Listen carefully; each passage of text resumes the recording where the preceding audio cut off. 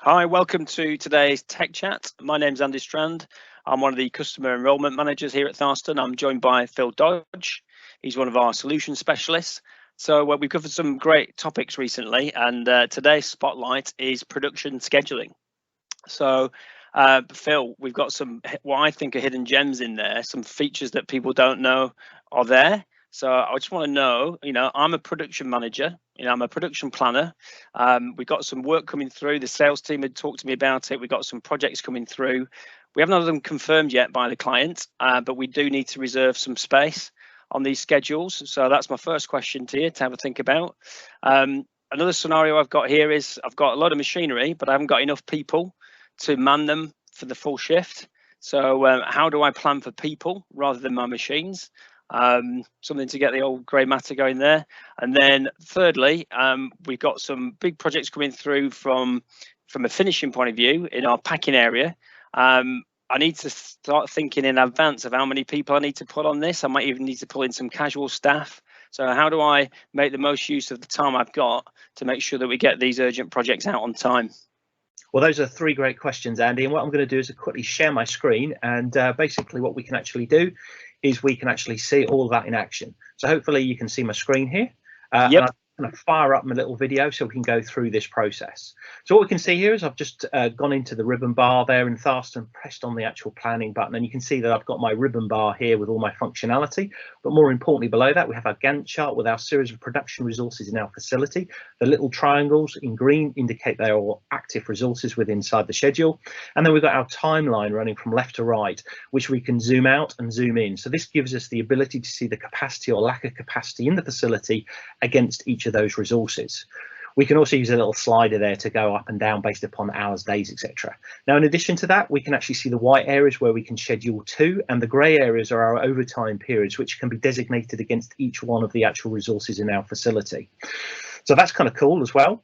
The red line there is the current timeline running from left to right as obviously the day wears on. And at the bottom here, we have an unplanned list with a series of jobs that we can actually plan into the system when they get saved. And in this case, I can plan from the start or I can reverse schedule. And as you can see, the job went into the production schedule there. You saw the tooltip coming up. And what we can actually see, a whole host of jobs, but you can see that as I move basically the job, it respects the cascade, and you can see the job moving there, but I can move it back into its position and then go to now. Now that's all kind of cool stuff, and you can see all the different colors there. The yellows indicating that these are jobs that are ready to manufacture, whereas we have jobs that are orange or dark orange where there's still things to be done against those jobs.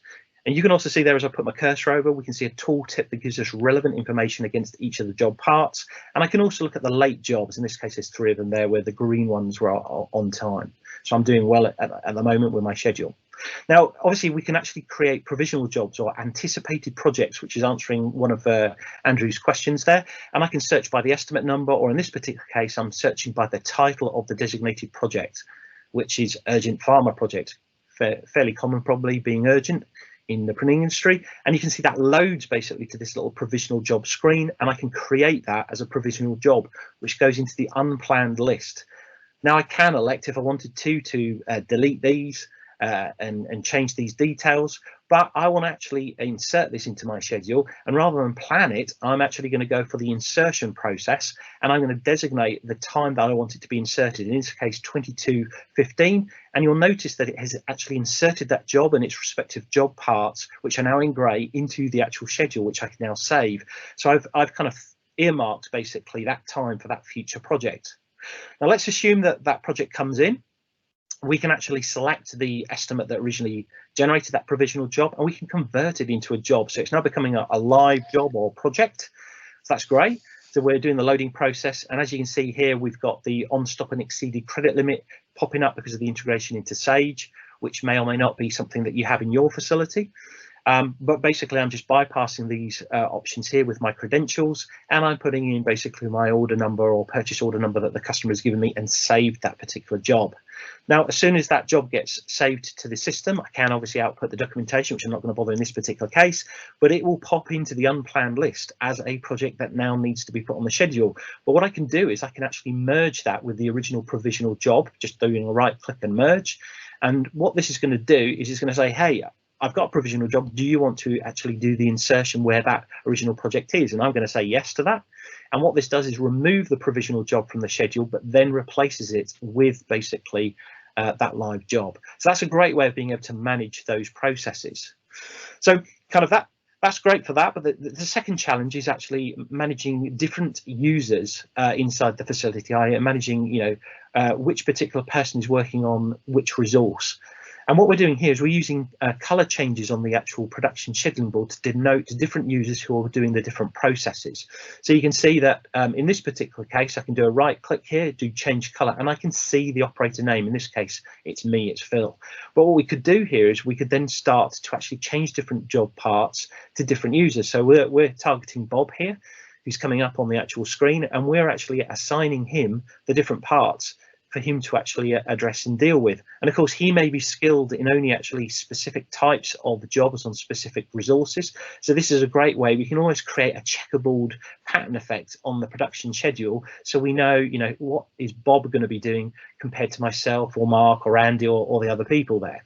And you can see I'm just actually assigning some of these color changes to myself as well, so that you can actually see this concept. So we're now able to see who's doing what, where, and how on this schedule, and I'm just going to save it and commit it. But it also impacts positively the shop floor data collection system. And you can see that when I go to the operators list, I can see all the operators, but I'm going to choose dear old Bob. And what that does is it allows him to actually clock into the system, hit the start operation, and we can now see which of these job parts are Bob's and which are mine. So then I know, and Bob knows, which of the elements they should actually be doing on the production scheduling board, and therefore they can actually start the operation. So that covers, I think, Andy's second question. His third question, obviously, was the effort-based resources, quite common in the direct mail industry. And what we can do here is we can actually flex this particular operation. As you can see, this is general finishing, and you can see this is quite a large time block. It's got about 12.5 hours.